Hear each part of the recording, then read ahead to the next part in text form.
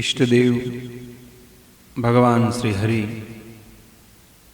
તેમજ આપ સર્વ હરિના લાડીલા વાલા મિત્રો, ભાઈઓ, બહેનો, માતાઓ તથા આપ સર્વ હરિના લાડીલા આપ સર્વને મારા ભાવ અને હૃદયથી પ્રણામ.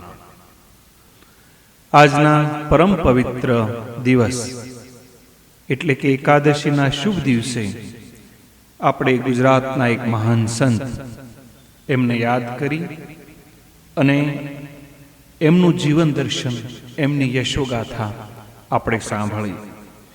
પણ સંપૂર્ણ જીવન દર્શન આમાં નહીં આવે, પણ એમને નરસિંહ મહેતાને જે જીવનદાન મળેલું એ ઉપર આજે આપણે એક પંઢરપુરનો ઇતિહાસ, ભગવાનના મહાન ભક્ત પંઢરપુર નરસિંહ મહેતા જ્યારે ગયેલા એમની ઉપર જે આ કથા થયેલી એ આપણે આજે ધ્યાનથી આપણે સાંભળીએ. નરસિંહ મહેતાએ આપેલું જીવનદાન, ગુણના સાગર ગણપતિ, ગુણાતીત પ્રભુ ગુણદેવા. વારે વારે વંદન કરું, સદા કરું સરસ્વતી સેવા. નરસિંહ મહેતો નાગર બ્રાહ્મણ, ભક્ત નગરમાં ભારી. આખી અવની બની અકારી, તન મનમાં સે મોરારી. જુનાગઢમાં ભક્ત નરસૈયો, કૃષ્ણ કનૈયાનો પરમ ભક્ત, જેના કામ ભગવાન જાતે આવીને કરતા, એ નરસિંહ મહેતા પાછળ એની નાગરી નાદ પડી ગઈ હતી. નાગરો નરસૈયાને વાત વાતમાં હેરાન કરતા. એટલું જ નહીં, સમય આવે એને બદનામ કરતા પણ પાછા રહેતા ન હતા. કારણ કે કોઈ પણ વ્યક્તિ હોય એને પોતાની નાત જ સૌથી વધારે હેરાન કરે. પછી ભક્ત હોય તોય ભલે, સંસારમાં કોઈ પણ જગ્યાએ જે સારા કાર્યમાં જે આગળ થાય એમાં નજીકના જ બધા એના વિરોધમાં હોય. આ ભક્ત નરસૈયો એકવાર ગંગા સ્નાન કરીને જુનાગઢ આવી રહ્યા હતા. એના સંગમાં કેટલાય ભક્તો હતા, જેમાં સાધુ સાધ્વીઓ અને એની નાગરીનાથના બ્રાહ્મણો પણ હતા. નરસિંહ મહેતાને પગલે પગલે હરિના ગુણ ગાતા ગાતા આવતા હતા. અખંડ કીર્તન જેવી ધૂન ચાલતી હતી. ભાવિક ભક્તો નાચતા કૂદતા હરિગુણ ગાતા છેવટે સૌ છટાકાસવારા પાસેથી નીકળ્યા. ત્યાં કાયમ નવરા બેસીને રહેનારા અને ગપ્પા મારતા ગામના નગરજનોની નરસિંહ મહેતા પર નજર પડી. નરસૈયાને જોઈને નાગરો જરા તાનમાં આવી ગયા અને મહેતાને કહેવા માંડ્યા. એક નાગર કહે, વાહ નરસિંહ મહેતા, વાહ, શું તમારી ભક્તિ છે, શું તમારી ભક્તિની લીલા, વાહ ભાઈ વાહ, તમે તો નાગરી નાતનું નાક છો. બીજો કહે, પણ મહેતા, તમે તો ભગવાનના ભાઈબંધ છો, વળી તમે તો ગોળ ગોળ સકરડાની જેમ નાચો છો, તો અત્યારે જરા નાચો ને, અમે જોઈએ તો ખરા કે તમે કેવી રીતે નાચો છો. ત્રીજો પાસો કહે, અરે ભાઈ, આપણા મહેતાજી તો તરત નાચે, પણ જોડે ગોપીઓ તો જોઈએ ને, લો કહો ગોપીઓ ક્યાં છે. ચોથો કહે, આ સંઘમાં સાધ્વીઓ છે, બધી એમની ગોપીઓ છે ને. આવી રીતે સૌ ખડખડાટ હસવા લાગ્યા. પરંતુ નરસૈયાના મુખમાંથી તો શામળિયાનું નામ જ નીકળતું હતું. એ તો જાણે માનવોની દુનિયામાંથી પર હતો. એના માટે તો માયાવી સંસાર એના ભક્તિ સંસારથી ભિન્ન હતો. એને કોઈ ખોટું લાગતું ન હતું. સુખ દુઃખમાં જેને કોઈ ભાન નહોતું. બસ એને મન અખંડ શામળિયો જ હતો. મહેતાજી, આ સાલ પંઢરપુરમાં ભગવાન વિઠ્ઠોબાની જાત્રાનો સંગ જાય છે, ચાલો આવવું છે ને, એક નાગરે કહ્યું. મહેતાજી કહે, ભગવાનનું નામ બોલાતું હોય અને હું ન આવું તો મારો ભાવ લાજે મારા ભાઈ. લાંબાની વાટ છે એટલે તમે તમારી રીતે સજી જજીને નીકળજો, હું તો તૈયાર જ છું. બોલો રાધા રમણ હરિ ગોવિંદ, રાધા રમણ હરિ ગોવિંદ. એક દિવસ એક નાગર કહે, ગોવિંદ, જય જય ગોપાલ, જય જય ગોપાલ, જય જય ગોવિંદ. બીજો કહે, તો જવાનું નક્કી. ત્રીજો કહે, હા હા વળી નક્કી, બોલાવો મહેતાની જય. નરસિંહ મહેતા ખુશ થઈ ગયા અને તરત જ બોલી ઉઠ્યા, બોલો શ્રી વિઠ્ઠલનાથ ભગવાનનો જય. આપણો સંઘ પરમ દિવસે પરોઢમાં નીકળી જશે. જૂનાગઢનો સંઘ નીકળ્યો શ્રી દર્શનને માટે. મહેતાજી આગેવાન બન્યા, જે જાણ્યું હાટે હાટે. નક્કી કરેલા દિવસે સંઘ પંઢરપુરની યાત્રા માટે જૂનાગઢથી નીકળ્યા. એ વખતે ભક્તજનોની સાથે કેટલાક ઈર્ષાળુ, વિઘ્ન સંતોષી નાગર બ્રાહ્મણો તૈયાર થઈને નીકળ્યા હતા. આ નાગરોએ અંદરો અંદર નક્કી કર્યું કે માર્ગમાં મહેતાજીને હલકા પાડવા અને નીચું જોવરાવવું. પરંતુ જેને સદાય શ્રીહરિ સદાય સહાય કરતા હોય એને ક્યારે નીચું જોવું પડે ખરું? રસ્તામાં જ્યારે જતા ત્યારે મહેતાજીએ કમરે અને પગે ઘૂઘરા બાંધ્યા અને નાસ્તા જાય અને શ્રીહરિને યાદ કરતા જાય. એ જોઈને નાગરો સૌ કહેતા અને એક કહે, અરે ભાઈ, આ જૂનાગઢમાં નરસૈયો છે, સૌ એને જોઈ લો અને ભૂલી જતા નહીં. બીજો કહે, હા ભાઈઓ, પૂરો ધતિંગ છે, ધ્યાન રાખજો નહીતર ફસાઈ જશો. ત્રીજો વળી કહે, હજી તો કોણ જાણે કેટલાય વેશ કાઢશે. મહેતાજીના કાને આ શબ્દો આવી જતા, પરંતુ એ તો હસીને એટલું જ કહેતા, ભાઈ, ભગવાને દરેકને જીભ આપી છે. કોઈ એનાથી હરિગુણ ગાય તો કોઈ એનાથી હરિના અવગુણ ગાય, જેવું એનું કર્મ. જેની જીભે હરિનું નામ એનું ધર્મનું છે ધ્યાન. જે શ્રી હરિમાં ધીરજ રાખે એનું મૂલ્ય ન થાય લાખે. નરસિંહ મહેતાના આ હીરા જેવા ઉપદેશથી સૌ સાચા સંત ભક્તોને આશ્વાસન મળ્યું અને ઉમંગથી અખંડ ધૂન નાચતા ધૂન ગાતા આગળ નીકળ્યા અને આગળ વધતા જાય છે. આખરે સંઘ પંઢરપુરમાં પાદરમાં આવ્યા. સંઘ એક ધર્મશાળામાં ઉતારો કર્યો. નરસૈયો એની આદત પ્રમાણે ભગવાનનું નામ લેતો, તાતા થૈયો કરતો અને ભગવાનનું કીર્તન ગાતો હતો. એ જોઈને એક નાગર બોલી ઉઠ્યા, નરસૈયા, જરા ધ્યાન રાખજો, આ વિઠ્ઠલનાથનું મંદિર નથી, પણ પંઢરપુરના રાજાની ધર્મશાળા છે. ક્યાંક રાજાને જો જાણ થઈ જશે તો ઉપાધિના પોટલા તમે અમને બધાને ઉતારશો. નરસિંહ મહેતા તો કઈ આ રીતે ડરીને ભક્તિ કરે એવા થોડા હતા. એમણે તો ઘૂઘરા બાંધીને નાચવાનું શરૂ કર્યું. આખી રાત અખંડ કીર્તન ચાલ્યું અને નાગરોએ એમનું કર્મ કરવા લાગ્યા. આ વાત આખા નગરમાં ફેલાઈ ગઈ કે જૂનાગઢનો નરસૈયો ભગવાન વિઠ્ઠોબાની યાત્રા કરવા માટે આવ્યો છે. તો આખું નગરજન મહેતા સાથે અખંડ ધૂનમાં જોડાણું. જે પુણ્યમાં પગલું ભરશે એના ભંડાર ઈશ્વર ભરશે.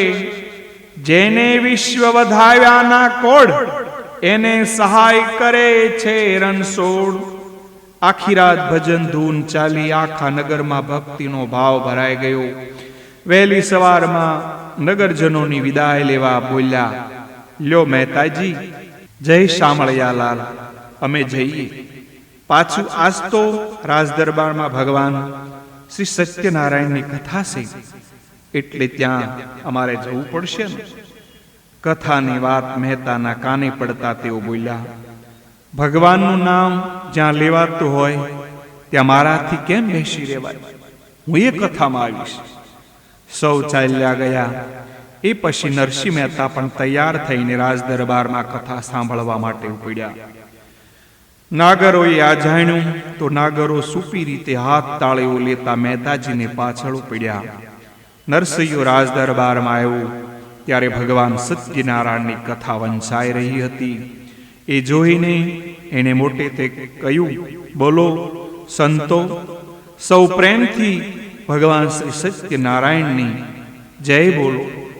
કથાની પૂજામાં બેઠેલા રાજા સાંભળીને ચોંક્યા. એણે મહેતા સામે જોયું. ત્યાં નગરજનોએ રાજાની નજર પારખી લીધી અને સૌએ મહેતાજીની જય બોલાવી. બોલો નરસિંહ મહેતાની જય. આ સાંભળે નરસૈયો બોલ્યો, અરે રે ભક્તો, તમે આ શું બોલ્યા? મારો જયકાર ન હોય? બોલો સત્યનારાયણ દેવની જય, ભગવાન શ્રી વિઠ્ઠોબાની જય, વિઠ્ઠલનાથની જય. રાજા તો નરસિંહ મહેતા સામે જોતા જ રહી ગયા. આજ સુધી તેણે માત્ર નરસિંહનું નામ સાંભળ્યું હતું. એ જ નરસિંહ મહેતા સામે પગલે ચાલીને તેમાં કથાના સમયે આવેલા જોઈ રાજા ખુશ થઈ ગયા. વળી રાજા ખૂબ ધાર્મિક હતા એટલે આ રીતે સંતને જવા દે ખરા. તેણે નરસિંહ મહેતાના બે હાથ જોડીને સ્વાગત કરતા કહ્યું, આવો મારા નાથના પરમ ભક્તરાજ, આવો આજ મારા આંગણા પાવન કરો. મહેતાજી, આજ માણે થારી પૂનમ જેવા સપરમો દાડો છે અને આંગણે કથા ચાલે છે. કથા વંચાઈ ગઈ છે, થાળ તૈયાર છે અને થાળ ગાવું. મહેતાજી, થાળ તો ગાવું, પણ આ તો કથા છે. થાળમાં શું છે? રાજા કહે, આજે તો મોટી પૂનમ છે એટલે દૂધ પૌવાનો થાળ છે. મહેતાજી કહે, તો હું ખોટો થાળ નહીં ગાઉં. મારા સત્યદેવને તો શીરાની પ્રસાદ હોય, બીજો ન હોય. રાજા કહે, ભલે મહેતાજી, હું શીરો લાવું છું. રાજા કહે, ભલે મહેતાજી, હું શીરો લઈ આવું. હવે નાગરોને તક મળી. એક બોલ્યો, નહીં મહારાજ, ઉતાવળ ન કરો, આ તો ભક્ત નરસૈયો છે. આપે જે દૂધ પૌવાનો પ્રસાદ મૂક્યો છે એને શીરો બનાવી દેશે. હા હા મહારાજ. બીજો બોલ્યો, જો એની ભક્તિ સાચી હશે તો પ્રસાદનો શીરો બની જશે, અને જો ન થાય તો માનજો કે આ ધતિંગ્યો છે. રાજા વિચારમાં પડી ગયા. તેમ છતાં એ ન બોલ્યા. મહેતાજી, જેને જે બોલવું હોય તે ભલે બોલે, પણ તમે ગાઓ અને તમે જે ગાશો તે પ્રસાદમાં હાજર કરી દઈશ. નરસિંહ મહેતાએ પોતાના શામળિયા લાલાને યાદ કર્યા. પછી બોલ્યા, જય શામળિયા લાલાની રાજન. તો હવે સાંભળો કઈ નરસિંહ મહેતાએ થાળ ગાવા માંડ્યું. પ્રભુ પધારજો રે સેવકને દ્વારે જમવા, સ્વામી પધારજો રે સેવકને બારણે જમવા. તાંબા કુડી જીલણ માટે આસન દેશું માછી, સેવક સુવાળો શીરો કીધો જમો આનંદ મારાછી. તન અને મનનો તાર એક કરી નાભીના શબ્દોથી મહેતાજીએ ભગવાન શ્રી સત્યનારાયણનો થાળ ગાયો અને જય જયકાર થયો. બોલો સત્યનારાયણ દેવની જય, નરનારાયણ ભગવાનની જય, શ્રીનાથ બાવાની જય, ભગવાન શ્રી વિઠ્ઠોબાની જય, પતિત પાવન પરમેશ્વરની જય. સૌ ભક્તોની સાથે રાજા પણ ખુશ થઈ ગયા અને બોલ્યો, ધન્ય છે મહેતાજી, ધન્ય છે તમારી ભક્તિને અને ધન્ય છે તમારા કીર્તનને. ગાવામાં કોઈ કચાશ ન રાખી. પૂનમનો આ ભગવાન શ્રી સત્યનારાયણની કથામાં દૂધ પૌવાઓ નહીં, પરંતુ સવાયા ભારનો સાકરનો શીરો ધરાવાય છે, એનું પણ ભાન કરાયું. ધન્ય છે મહેતાજી. આ સાંભળીને એક નાગર ઈર્ષ્યામાં બોલી ઉઠ્યો, મહારાજ ક્ષમા કરજો, પણ આ તો જન્મારાનો જૂઠો છે. એની વાત પર એકદમ કોઈ વિશ્વાસ ન મૂકે મહારાજ. ત્યાં બીજો બોલ્યો, સાચી વાત છે મહારાજ, એ પૂરો ધતિંગ્યો છે. એ થાળ ઉપરનું કપડું હટાવો અને સૌને પ્રસાદ વહેંચી દો. એ તો લાવ્યા કરશે અને તમે સૌને પ્રસાદ આપી પુણ્ય કમાઈ લો. રાજા ઉભા થયા. પ્રસાદના થાળ પર જે લુગડું ઢાંકેલું હતું તે ઉઠાવ્યું તો રાજા અસંભવ પામીને થાળમાં જોતા જ રહ્યા. થાળમાં દૂધ પૌવાનો પ્રસાદ હતો તે સાકરનો શીરો બની. રાજાએ નરસિંહ મહેતા સામે જોતા જ બે હાથ જોડીને પ્રણામ કરતા કહ્યું, ધન્ય છે મહેતાજી, ધન્ય છે તમને અને ધન્ય છે તમારી ભક્તિને. ધતિંગ્યા, તમે નથી પણ તમારા સંઘમાં આવેલા આ બધા છે. તમે જે થાળ ગાયો એ પ્રમાણે સાકરના શીરાનો પ્રસાદ બની ગયો. આ સાંભળી બીજો એક નાગર બોલ્યો, મહારાજ, સંઘના ધતિંગિયા નથી, એ પોતે જ છે. એને જાદુ વિદ્યા આવડે છે. ફરીથી લુગડું પાથરો અને બીજું કંઈક ગવરાવો, કંઈક જુદું બની જશે. રાજા જાણી ગયા કે મહેતાજી જૂઠા નથી, પણ આ લોકો મહેતાજીને જૂઠા પાડવા માંગે છે. એટલે એમણે કહ્યું, મહેતાજી, આ તમારા વિરોધીઓ લાગે છે, પણ તમે ચિંતા ના કરશો, ચાલો ગાઓ. મહેતાજીએ કરતાલ ઉઠાવી અને ગાવાનું શરૂ કર્યું. યુગ કળયુગનો ચાલી રહ્યો છે, સ્થાવરનો છે સંગ્રામ. જે જીભથી જગદીશ જપે નહીં, એનું સુંદર મુખ પણ શ્યામ. મહેતાજીએ ગાતા ગાતા ઉપદેશ પણ આપવા માંડ્યો હતો કે હે રાજન, મનમસ્તાના બનાવીને ફરવાથી ભવના ફેરા ભાંગવાના નથી, પરંતુ ભગવાનના દરબારમાં ડંકા વગાડવું એ જરૂર એ આપણી વાત સાંભળશે. અને જે નારાયણના ન્યારા છે એ તો ગુણ હીરા ગોજારા છે. જે નારી મારસ લઈને જીવે છે એ ભાવસાગરમાં ભટક્યા જ કરે છે. વળી જે સાધુને સંતાપે છે એને તો સર્વેશ્વર ક્યારેય કદાપી માફ કરતા નથી. માટે પ્રભુને ભજીને ભવપાર સાગર તરીને પાર ઉતરવો જોઈએ, તો આ માનવ જિંદગી સાર્થક કહેવાય. રાજા તો મહેતાજીની વાણી સાંભળીને રાજીના રેડ થઈ ગઈ. એને કથા વાર્તા પછી પ્રસાદ વહેંચ્યા. મહેતાજીની સાથે બેસીને વાતો કરવા માંડ્યા. કહો મહેતાજી, ગામમાં ક્યારે પધરામણી થઈ? મહેતા કહે, પધરામણી તો મારા હરિની થાય, પરંતુ હું તો ગઈ રાતે જ આવ્યો અને આખી રાત પણ ગઈ છે. રાજા કહે, મુકામ ક્યાં? મહેતા કહે, મુકામ મારા શામળિયાની સાથે. જ્યાં મારો શામળિયો હોય, જ્યાં મારો વિઠ્ઠલ હોય, ત્યાં હું હોઉં. આ સાંભળી એક નાગર બોલ્યો, હા રાજન, ખાવાનું, સુવાનું, ઓઢવાનું એ બધું એ પણ ભેગું ને ભેગું જ ચાલે છે. ભગત અને ભૂધર તે વળી ક્યારેય જુદા પડે ખરા? બીજો નાગર કહે, અરે ભાઈ, ભગવાન તો ભક્તને ક્યારેય છૂટા ન મૂકે. લઘુશંકા અને ગુરુશંકાની સાથે પણ સાથે જ જાય. પૂછો મહેતાને. રાજા કહે, નહીં, તમે બધા મહેતાજીને બદનામ કરો છો, તમારી વાત ખોટી છે. એક નાગર કહે, નહીં મહારાજ, આપ તો અજાણ્યા છો ને, એનાથી એટલે આમ બોલો છો. બાકી અમે જે કહીએ છીએ તે તદ્દન સત્ય કહીએ છીએ.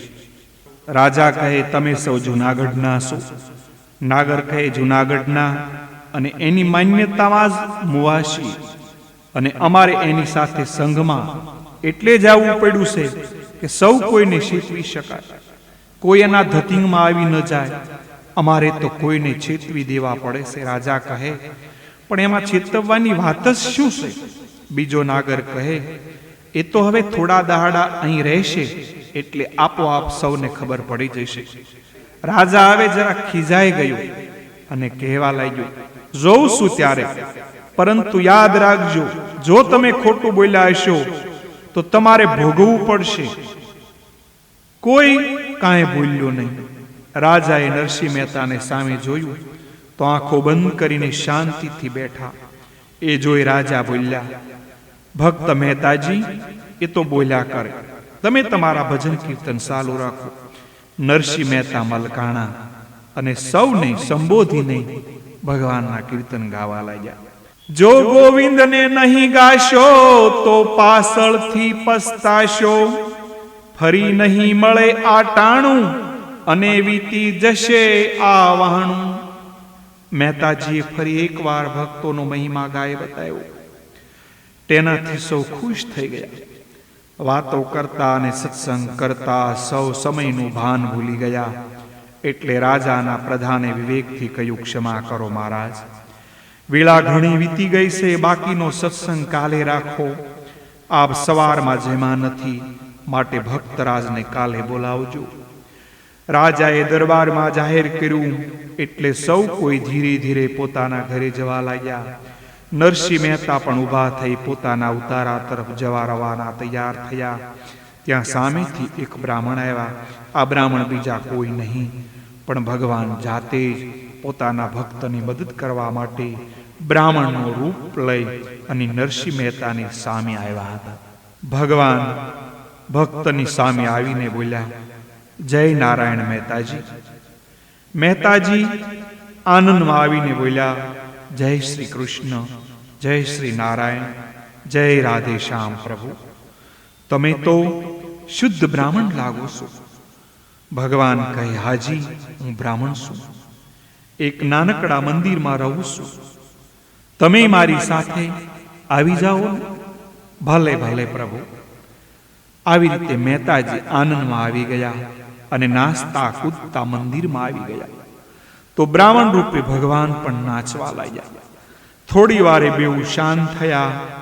ત્યાં મહેતાજીની નજર ભગવાન શંકરના બાણ પર પડતા બોલ્યા, અરે ભૂદેવ, આ તો રૂડામાં રૂડું એવું ભગવાન ભોળાનાથ ભગવાન શંકરનું ધામ છે. બ્રાહ્મણ કહે, હા મહેતાજી, આપણા બંનેને સાથે રહેવા માટે આ સારામાં સારી જગ્યા છે. વળી સ્નાન સંધ્યા ભજન કીર્તન માટે પણ આ ઉત્તમ જગ્યા છે. સવારના નિત્ય કર્મ પછી પ્રભુને ધ્યાન કર્મ પતાવી વિઠોબાના મંદિરે જજો. ઠાકોરજીને પોઢે એટલું ટાઢે સાંયડે ઘેરે આવજો. એ વખતે હું શિરામણ તૈયાર રાખીશ અને ગ્રહણ કરીશ. થોડો આરામ કરી મંદિરે જજો અને જ્યારે તમારું મન માને ત્યારે રાતના પાસા આવી જજો. નરસિંહ મહેતાને બીજું શું જોઈએ? એ તો આ સાંભળી આનંદમાં આવી ગયા, નાચવા અને કૂદવા લાગ્યા. એ જોઈ બ્રાહ્મણ રૂપે ભગવાન પણ નાચવા લાગ્યા. એ વખતે સંઘના માણસોની સાથે જૂનાગઢના નાગરો નીકળ્યા. નરસિંહ મહેતાને આમ નાચતા જોઈ નાગરો ઉભા રહ્યા અને અંદરો અંદર વાતો કરવા લાગ્યા. એક કહે, અલ્યા ભાઈઓ, જુઓ જુઓ, આ નરસિંહ તો નાચવા લાગ્યો છે.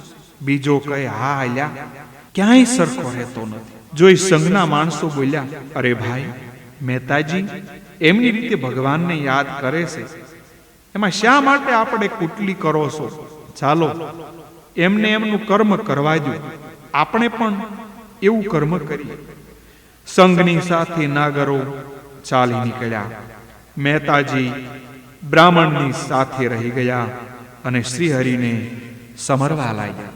રાધે ગોવિંદ રામ રાધે ગોવિંદા, વૃંદાવન ભજો રાધે ગોવિંદા, કૃષ્ણ કનૈયા બોલો રાધે ગોવિંદા, નરસૈયાના સ્વામી બોલો રાધે ગોવિંદા. બીજા દિવસે નરસિંહ મહેતા પાછલી ખડઘડીએ જાગી ગયા.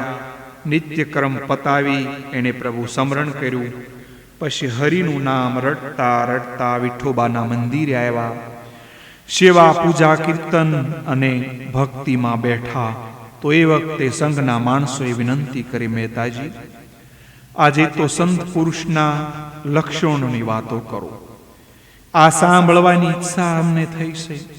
સૌ મહેતાજીને આમ કહેતા હતા ત્યાં રાજા પણ પોતાના પ્રધાન સાથે આવી ગયા અને બોલ્યા, હા મહેતાજી, મારે પણ સત્પુરુષના લક્ષણોને જાણવાની ઈચ્છા છે, જેથી ક્યારેક અજાણતા કોઈ પણ સંત પુરુષને મારા હાથે અન્યાય ન થાય. મહેતાજી બોલ્યા, હે રાજન, સંત સાધુના લક્ષણો તો ઘણાય બધાય છે, પરંતુ મને જેની ખબર છે એ હું આપને જરૂર કહીશ. સાસો સાધુ ક્યારેય ક્રોધ કરતો નથી. એની આંખોમાંથી સતત પ્રેમની વર્ષા થાય છે. ક્ષમા અને દિલમાં ભગવાનનો વાસ કરે છે. એણે પોતાના તમામ ઈચ્છાઓ અને મમતાઓને મારી નાખેલી હોય છે. એના મન અને મનમાં શ્રી કૃષ્ણ જ રમતા હોય છે. એના પુણ્ય કર્મ એની પાછળ અને આગળ ચાલતા હોય છે. પર નારી એને મનમાં બહેન અને માં હોય છે. કામ, ક્રોધ, મોહ જેને સ્પર્શ કરતા નથી. પરમાર્થ અને પરસ્વાર્થમાં જ એને રસ પડે છે. નવધા ભક્તિ એની જિંદગીનો મુખ્ય હેતુ છે. વિનય વિવેકથી વાણી અને વર્તન શોભે છે. પારકું ધન એના માટે પથ્થર હોય છે. આવા પુરુષની આખી પૃથ્વી પૂજા કરે છે. આ સત્પુરુષને તો ભગવાન સર્વેશ્વર પણ ભીડ પડે ત્યારે મદદ કરવા માટે દોડી દોડીને આવે છે. સંત પુરુષના શબ્દોનું ગ્રહણ કરે તો ભવસાગર તરી જવાય છે. નરસિંહ મહેતા જ્યારે ભજન કીર્તન કરતા હતા ત્યારે નાગરો મોડા પરવારીને આવ્યા. તે લોકો મહેતાજીને બોલતા જોઈ અંદરો અંદર વાતો કરવા લાગ્યા. એક કહે, અલ્યા આપણે મોઢા પડ્યા. આ જુઓ, નરસિંહે તો અહીં એક જુદો જ વેશ કાઢ્યો છે. બીજો કહે, અલ્યા ભાઈ, આપણે હવે આનું કાંઈક કરવું પડશે. ત્રીજો કહે, હવે થવાનું હતું એ થઈ ગયું. એ નરસિંહો શું કહે છે એ જરા ધ્યાનથી સાંભળો ને. મારો બેટો ક્યાંક આપણી કાપતો તો નહીં હોય ને. નાગરો શાંતિથી બેસીને નરસિંહની વાતને સાંભળવા લાગ્યા. તો એમણે પણ મહેતાજીની વાતો હવે ગમવા લાગી. રાજા નરસિંહ મહેતાની વાતોથી ખુશ થઈ ગયા અને બોલ્યા, વાહ ભગત વાહ, તમે નિરાળા અને તમારી વાતોય નિરાળી. રાજાના પ્રધાનને પણ મહેતાજીની વાતો ગમી. તેથી એ બોલ્યા, સાચી વાત છે મહારાજ, આપણે એમના વખાણ તો અગાઉ પણ સાંભળ્યા હતા, પણ દૂરથી આજે આપણે એને રૂબરૂ મળ્યા. રાજા કહે, આપણે એટલા દુર્ભાગી છીએ કે આપણા કર્મમાં આવા સંત પુરુષના દર્શન નહીં હોય. એક નાગર ધીમેથી બોલ્યો, મહારાજ હાલ તો હાજર થઈ ગયા છે, પાછા ન પડતા. મહેતાજી પોતાના ધૂનમાં આગળ બોલવા લાગ્યા. સૌ સંત ભણે ગિરધર ગોવિંદ ગોપાળ, ભાઈ ભક્ત ભણે ભૂધર ભગવંત ભૂપાળ. હે સ્વામી, હે જ્યોતિ, મત્સા રૂપે તમે અવની પર આવી દૈત્યોને દબાવ્યા. તેનાથી દેવો તોફાવ્યા. સામે બ્રહ્માજીના ગયેલા વેદ પાછા આવ્યા હતા. અને ભૂધરા, હજી તો તમે કલ્કી અવતાર ધારણ કરશો અને પૃથ્વી પરના ત્રાસમાંથી સૌને ઉગાડશો. પળ પળ પરમેશ્વર જપીએ, ખુટલ નરમાં નવ ખપીએ. સત્ય ભાવે ભૂધરજીને ભજીએ, તીખા દુર્ગુણને તજીએ. રાજા કહે, વાહ નરસિંહ મહેતા, વાહ, પરમાત્માના પરમ ભક્ત ધન્ય છે. તમારી ભક્તિને ધન્ય છે અને તમને. આ સાંભળી એક નાગર બોલ્યો, શર્માવતી પાઘડી મહેતાજીના માથે બંધાણી છે. હજી તો એનું પોગળ ફૂટશે ત્યારે રાજાને ખબર પડશે. હમણાં તો ઉજળું એટલું દૂધ દેખાય છે. રાજા કહે, હા બ્રાહ્મણ મહારાજ, મને તો જે દેખાઈ રહ્યું છે, મને તો નરસિંહ મહેતાના પરમ પરમાત્માના દર્શન થાય છે. એમના સંતવાણીનો આનંદ થાય છે. પ્રધાને પણ રાજાની વાતમાં સૂર પુરાવ્યા. હા મહારાજ, મહેતાજીના ભજનથી તો બસ આનંદ આનંદ થઈ ગયો છે. હૃદય ઠરી જાય છે, મન તૃપ્ત થાય છે. પરંતુ મહેતાજી, બીજો કોઈ વિષય કાઢો તો નવું જ્ઞાન પ્રાપ્ત થાય.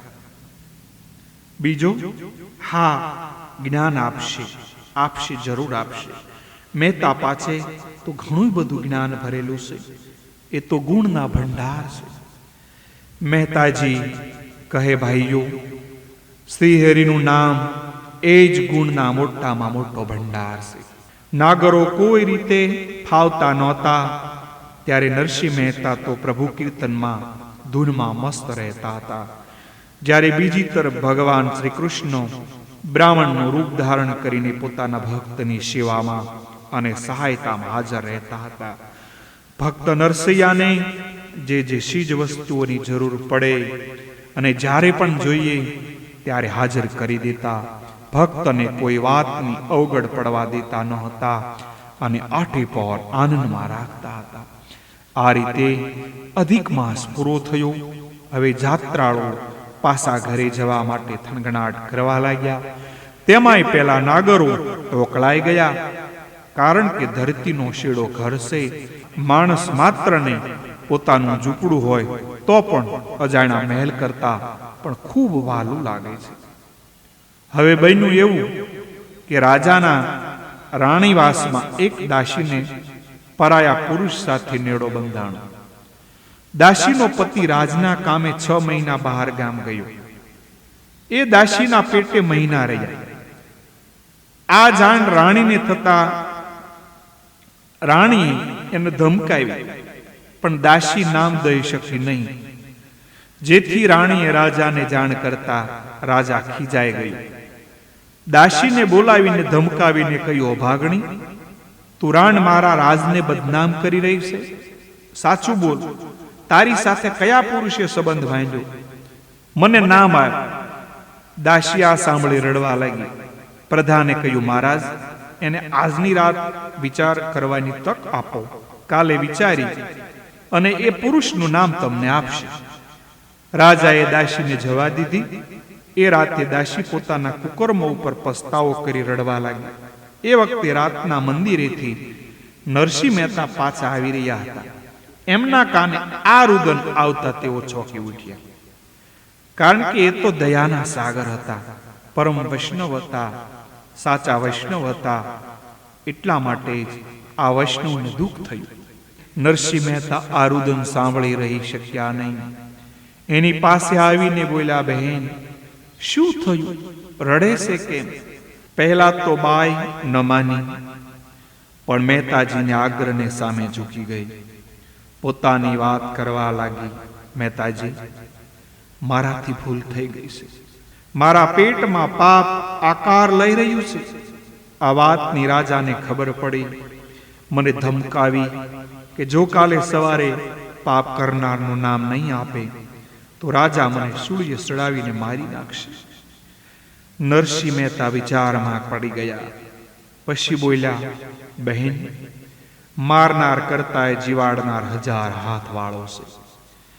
તારું આયુષ જો લાંબુ હશે તો રાજા તો ઠીક, ખુદ શામળિયાની પણ તાકાત નથી કે તારો અકાળે અવસાન થાય.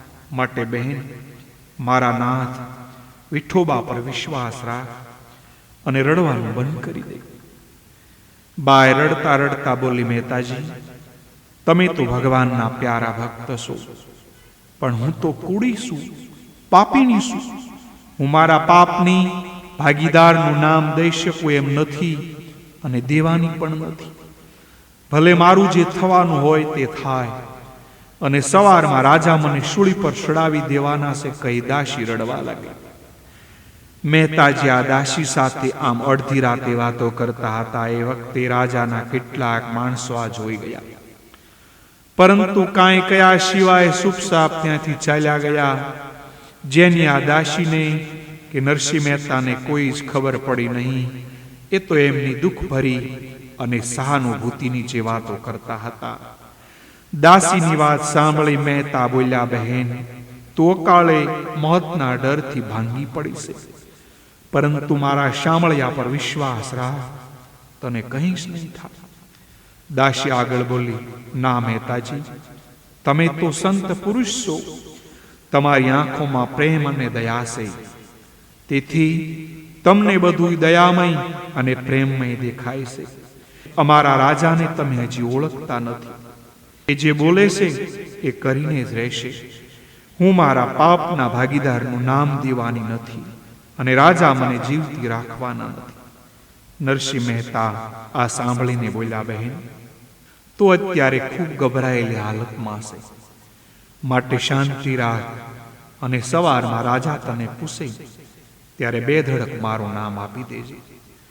દાસી તો આ સાંભળીને ફાટી આંખે જોઈ રહી અને પાછી બોલી, આ તમે શું બોલો છો મહેતાજી? મહેતાજી બોલ્યા, હા બહેન, હું તમને કહું છું એમ કરો.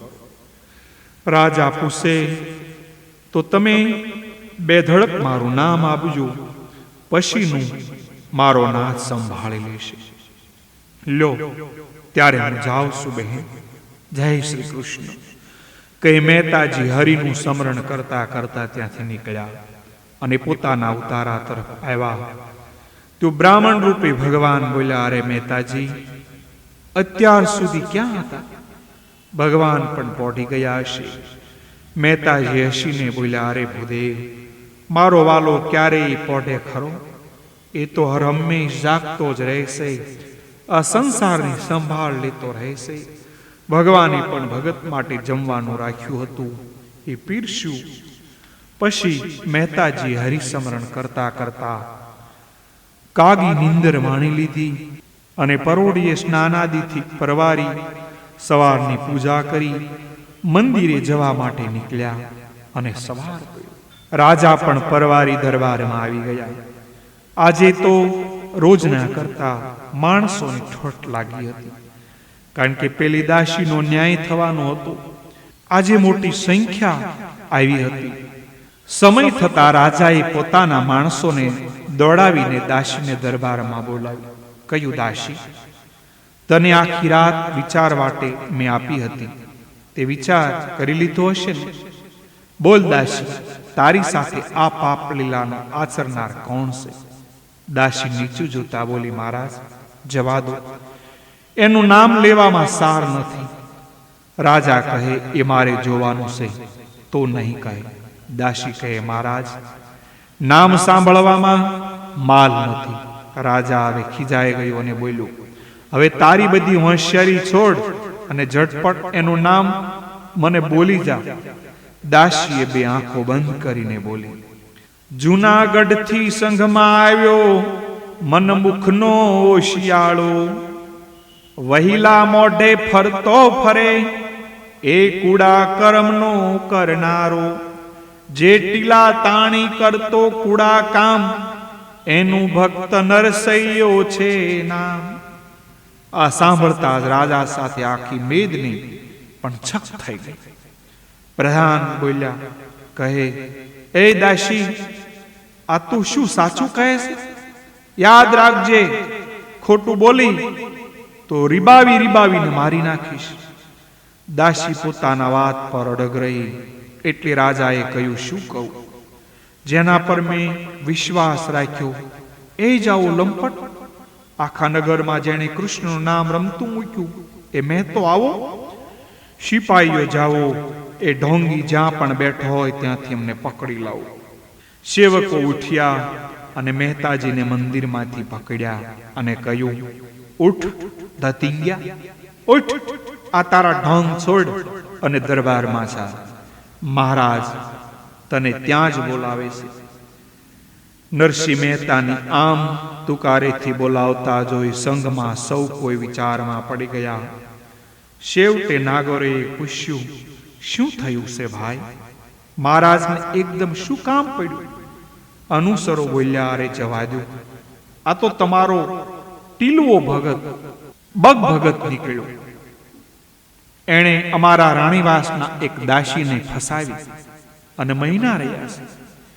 નાગરો તો આ સાંભળી કાંખલી કૂપતા આનંદમાં આવી ગયા અને અનુસરોની પાછળ પડ્યા. આખું નગર અને સંઘમાં સૌ યાત્રાળુઓને નવાઈ લાગી કે નરસિંહ મહેતા જેને ભક્ત આ રીતે બનાવટ કરી સૌને ચેતરતો હશે. રાજાએ નરસિંહ મહેતા પર એક નજર નાખતા કહ્યું, નરસિંહ, મેં તો તને સંત જાણીને આદર આપ્યો, પરંતુ તું તો લોફર અને શિનાળો નીકળ્યો. મહેતા કહે, હશે, તમે કહો છો તેવો હોઈશ, તો જ તમે કહેતા હોવ ને. રાજા કહે, આ દાસી શું કહે છે સાંભળ. મહેતા કહે, મારે સાંભળવું નથી. દાસી કહે છે એ તમે જે સાંભળ્યું છે એની વાત સાચી હશે. રાજા કહે, લવારી મૂક અને કહે, એની સાથે કુકર્મ કર્યું છે. મહેતા કહે, એ સ્ત્રી કહી રહી છે, પછી મને પૂછવાનો કોઈ અર્થ નથી. એના બદલામાં જે શિક્ષા આપવી હોય તે આપો. હવે નાગરોને તક મળી. તેમણે કહેવા માંડ્યા, રાજન, અમે કાંઈ ખોટું નહોતા કહેતા, જોયું ને? રાજા કહે, હા બ્રાહ્મણ, તમારી વાત સાચી છે. નરસૈયો ભક્તિના નામે પાખંડ કરી પરનારીઓને ફસાવે છે, પરંતુ હું આજે એને કડકમાં કડક શિક્ષા આપીશ. સાંભળો, મારા અનુસરો. નરસિંહ મહેતાના ગળામાં ખાસડાનો હાર પહેરાવી, અવળા ગધેડા પર બેસાડી, ઢોલ નગારા વગાડી આખા ગામમાં ફેરવું અને સૌને એના કરતૂસને જાણ કરી ગામની બહાર જઈ તગેડી મૂકો, જેથી ગામમાં ફરીથી પગ ન મૂકે. નાગરો હવે ઊભા થયા અને બોલ્યા, મહારાજ, અમારી યાત્રા ફળી, અમે જઈએ. જુનાગઢ જઈ આ વાત કરીએ, જેથી કોઈને વધામણું કરવું હોય તો કરે ને. આજ્ઞા આપો રાજન, અમને જઈએ ગઢજુને મોજાર. નરસૈયાના વખાણ કરીને પાડીશું એનો પોકાર. નાગરો ખુશ થતા જુનાગઢ ચાલ્યા ગયા. એ પછી રાજાએ અનુસરો મારફતે મહેતાના ગળામાં ખાસડાનો હાર પહેરાવી, ગધેડા પર બેસાડી ગામમાં સરઘસ કાઢ્યું. આખું ગામ હિલોળે સેડ્યું. ત્યાં એક સંન્યાસી ગામમાં આવ્યો. એણે આ જાણ્યું તો કકળી ઉઠ્યો અને રાજાએ જઈને કહ્યું, રાજન, તું જરૂર ભાન ભૂલ્યો છે. આ તો ભગવાનનો લાડલો ભગત છે, એ ક્યારેય આમ ન કરે. સંન્યાસીએ રાજાને ઘણું સમજાવ્યું, પણ રાજા એકના બે ન થયો. સંન્યાસી હતાશ થઈ ગયા. મહેતાજીનું સરઘસ ગામ બહાર નીકળ્યું તો મહેતાજી બોલ્યો, ઉભા રહો, મને મારા વિઠ્ઠોબાના દર્શન કરી લેવા દો, પછી હાંકી કાઢજો. અનુસરોએ ગધેડાને મંદિરમાં ઘુસાડ્યું અને મૂર્તિની સામે ઊભું રાખ્યું. મહેતાની નજર મૂર્તિ પર પડી કે ભગવાન ખડખડાટ હસી પડ્યા. મહેતા, ઠીક વેશ કાઢ્યો છે. મહેતા, હા મારા ના, તેને ગમ્યું એ સાચું. ભગવાન કહે, માગ માગ, તે હું તને આપું. મહેતા કહે, બસ આમસ ખાસડાનો હાર અને ગધેડા પર બેસાડી રાખજો. ભગવાન તો પોતાના ભક્તની સામે જોતા જ રહી ગયા. પછી રાજાના દિલમાં સાચી સમજ મૂકી. ત્યાંનાથી રાજાએ પેલી દાસીને બોલાવીને પૂછ્યું, સાચું બોલ દાસી, ભક્ત નરસિંહ મહેતા પરનું આળ સાચું છે કે ખોટું? દાસીને પણ મહેતા પર લાગણી થઈ, રડવા લાગી. બોલી, ક્ષમા કરો મહારાજ. મહેતાજીએ આળ પોતાના પર લઈ મને અને અંદર રહેલા જે બાળકને જીવનદાન આપ્યું છે. બાકી મહેતા તો નિર્દોષ છે. હવે જે લોકોએ રાતના મહેતાજીની વાત સાંભળી હતી, એ લોકોએ પણ કહ્યું, મહારાજ, રાતના અમે અમારા સગા કાને એ બેવની વાત સાંભળી છે. નરસિંહ મહેતાએ તો દાસીને જીવનદાન આપ્યું છે. હવે રાજાના પસ્તાવાનો પાર ન રહ્યો. તે સાથી કૂટવા લાગ્યા. અરે રે, મેં વગર વિચાર્યા શું કરી નાખ્યું. ભક્તને ત્રાસ આપી રવરો નરકનો અધિકારી બની ગયો. પ્રધાનજી પણ પસ્તાવો કરવા લાગ્યા. તેથી તે બોલ્યો, મહારાજ, ચાલો આપણે જાતે જઈને મહેતાજીની માફી માંગી. આ સાંભળી રાજા અને પ્રધાન ખુલ્લા પગે દોડ્યા અને ગામની બહાર જ્યાં નરસિંહ મહેતાને લઈ જતા હતા ત્યાં આવી મહેતાને પગે લાગી રાજા બોલ્યા, મને ક્ષમા કરો મહેતાજી, મને ક્ષમા કરો. મને મારી ભૂલ સમજાઈ ગઈ છે. તમે તો મહાન છો. તમે પેલી બાઈને જીવતદાન આપવા માટે આળ માથે લીધેલી છે. ગામ લોકો પણ આ ખુલાસો સાંભળીને દંગ થઈ ગયા. એમને પણ રાજાની મૂર્ખામી પર ખૂબ દુઃખ થયું, પણ શું કરે? આગળ પાછળ વાજા વાગી રહ્યા છે ડંકા. ગળે હાર ખાસડાનો શોભે, જાણે રાવણની લંકા. રાજાએ નરસિંહ મહેતાની ક્ષમા માગી. અનુસરો પાસે પાલખી મંગાવી, એમાં બેસાડી દરબારમાં લાવી આસન આપી બેસાડ્યા. પછી ફરીથી ક્ષમા માગી. આ સાંભળી નરસિંહ મહેતા જાણે કાંઈ જ ન બન્યું હોય એમ બોલ્યા, રાજન, તમે મારું કોઈ અપમાન કર્યું નથી. પછી માફી માગવાની કઈ જરૂર નથી, આપ નિશ્ચિત રહો. રાજા કહે, ધન્ય છે ભક્તરાજ, તમે તો પરમાત્માના પરમ ભક્ત છો. તમારી મનોવૃત્તિ સાચી દ્રઢ છે. હવે આપની શું ઈચ્છા છે તેમને જણાવો.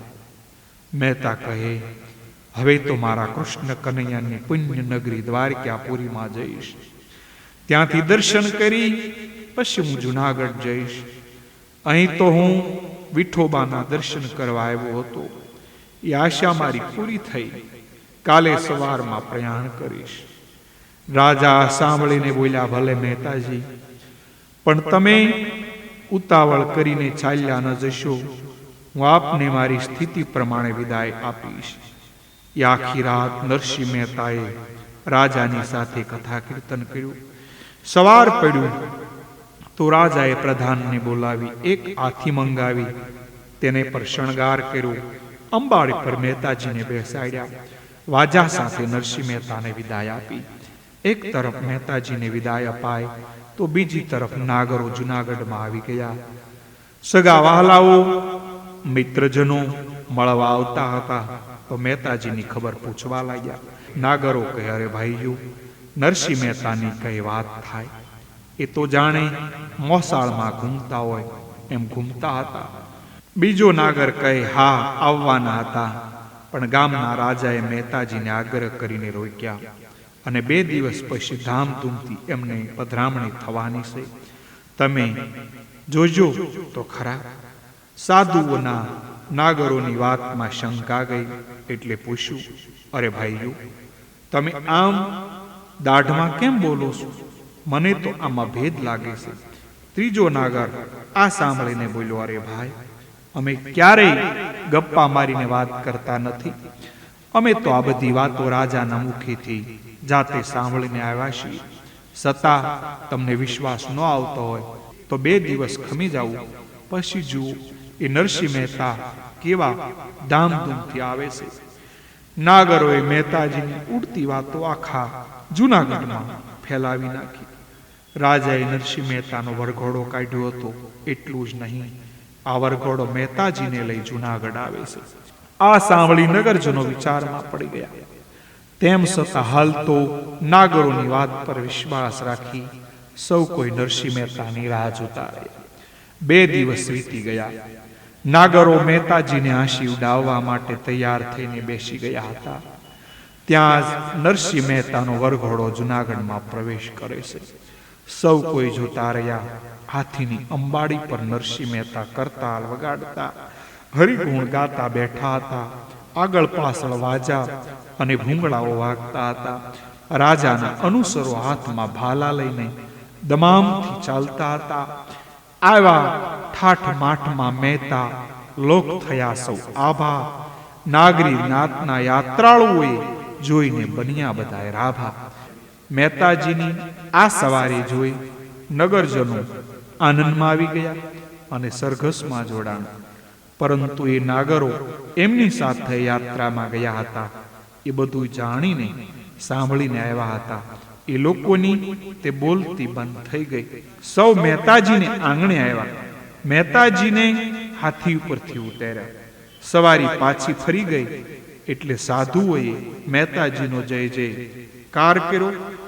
બોલો ભક્ત નરસિંહની જય. આ સાંભળીને મહેતા બોલ્યા, નહીં ભાઈઓ, જય જયનાથ મારો નહીં, મારા શામળિયાનો, મારા કૃષ્ણ કનૈયાનો, મારા લાલાનો હોય. બોલો કૃષ્ણ કનૈયા લાલાનો જય, સર્વેશ્વર ભગવાનનો જય. નરસિંહનું આખ્યાન પૂરું થયું. પહોંચ્યા મનના કોડ. હરિજન સવ બોલજો જય જય શ્રી રણછોડ. આવી રીતે ભગવાને નરસિંહ મહેતાની જે રક્ષા કરી એમની વાત મેં તમને કહી. નરસિંહ મહેતાની ખૂબ અનંત વાતો છે, પણ એમાંથી આવે પંઢરપુરની યાત્રા એ મેં તમને કરી. પરંતુ સમય કરતા 10 મિનિટ વધારે થઈ ગયું છે, તો આપ સર્વને ક્ષમા યાચું છું. આપ સર્વના ચરણમાં, ભગવાન શ્રી કૃષ્ણના, દ્વારકાધીશના, વિઠ્ઠલજીના ચરણોમાં મારા કોટી કોટી પ્રણામ સાથે આપ સર્વને પ્રણામ. જય શ્રી કૃષ્ણ.